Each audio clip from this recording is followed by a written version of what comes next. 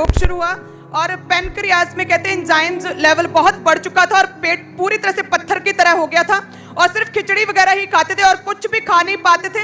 8-9 बड़े हॉस्पिटल्स में दिखाया और कहते इतनी बदतर कंडीशन हो चुकी थी कि ये हर समय यही कहते थे कि परमेश्वर मेरी जान ले ले, मैं जीना नहीं चाहती। टोटली इनकी लाइफ स्टक हो चुकी थी, कुछ भी नहीं खा पी पाते थे क्योंकि इनके जो है बहुत एंजाइम्स बढ़ने की वजह से पैनक्रियाज की बहुत ही कहते क्रिटिकल कंडीशन हो चुकी थी और कहीं से आराम नहीं आ रहा था। और जैसे ही चर्च में आना शुरू किया कहते हैं परमेश्वर की आत्मा लगातार छूता रहा और आज ये पूरी तरह से हील है और कई सालों के बाद इन्होंने खाना खाया और पेट का पैनक्रियाज का रोग जाता रहा। आप लोग बरकत पाना चाहते हैं? आज पर ऊपर देख कर बोलो जीसस, थैंक यू जीसस। सुना मेरी बात को, आप लोग बरकत पाना चाहते हैं? आज परमेश्वर आपको सेम वापस नहीं जाने देगा। आज एक अग्रेसिव मसा है चर्च के ऊपर। जब ऐसा मसा उतरता है तो आपने उसका फायदा लेना है। और जब प्रेयर होती है, जब रुमाल से अभी आपको 2-3 मिनट की मैं बोलूंगा सिर्फ, और रुमाल से आपको जब टच करेंगे, आप रिसीव करेंगे, आप नेक्स्ट संडे आके बताएंगे मेरा नशा फिनिश हो चुका है, मेरा डिप्रेशन जा चुका है, बैड लक जा चुका है। और आमीन ऊंचे वाला चाहिए चर्च।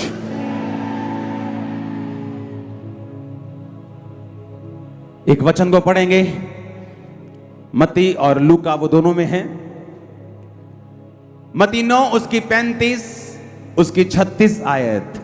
यीशु सब नगरों और गांव में फिरता रहा और उनकी सभाओं में उपदेश करता और राज्य का सुसमाचार प्रचार करता और हर प्रकार की बीमारी और दुर्बलता को दूर करता रहा।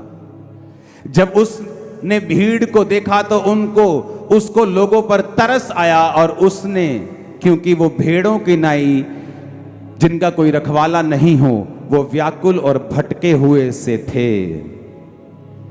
तब उसने अपने चेलों से कहा, पके खेत तो बहुत हैं परंतु मजदूर थोड़े हैं, इसलिए खेतों के स्वामी से विनती करो कि वह अपने खेत काटने के लिए मजदूर भेज दे। जीसस ने लोगों को देखा, जब जीसस क्राइस्ट ने लोगों को देखा तो वो तरस से भर गए, क्योंकि जैसे ही उन्होंने लोगों को देखा तो उनमें से बीमार थे, उनमें से दुष्ट आत्माओं के सताए हुए थे, उनमें से डिप्रेशन के मारे हुए थे, घर वालों के त्यागे हुए थे, फाइनेंशियल बोझ के नीचे कुचले हुए थे, समाज से ठुकराए हुए थे, छोटे लोग थे। तो बाइबल कहती परमेश्वर ने उनको देखा और परमेश्वर ने तरस खाया।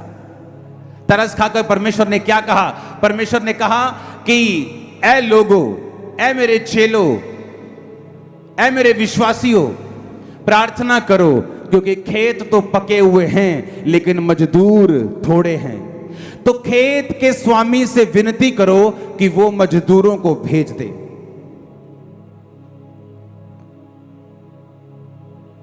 कलीसिया बरकत पाती है जब वो परमेश्वर के द्वारा दी गई प्रार्थनाओं को करती है। जब यीशु मसीह से चेलों ने कहा कि जिस तरह यहूदा ने अपने चेलों को प्रार्थना करना सिखाया है, हमें भी प्रार्थना करना आनी चाहिए, मुझे भी सिखा प्रार्थना कैसे करते हैं। तो परमेश्वर ने कहा प्रार्थना करो, हे पिता जिस तरह तेरी मर्जी आसमान में पूरी होती है धरती पर भी हो।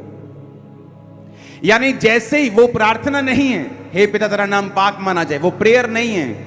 उसे लोग टोटके की तरह प्रेयर के रूप में करते, वो प्रेयर नहीं है, वो एक लाइफ स्टाइल है कि जब तुम प्रार्थना शुरू करो तो वर्शिप से करो, हे हमारे बाप जो तू आसमान में है तेरा नाम पाक। यानी जब प्रार्थना शुरू करो तो आराधना करो।